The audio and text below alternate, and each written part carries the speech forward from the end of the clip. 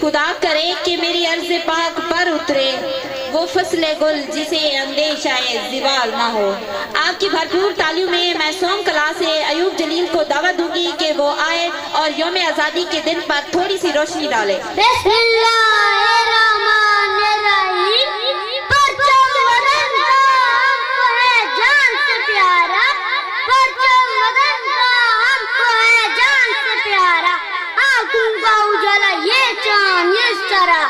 جناب صدر محترم مصدقران اور میرے عام مکتب ساتھیوں، السلام علیکم۔ علی وقار 14 اگست کا دن ہماری آزادی کا دن ہے۔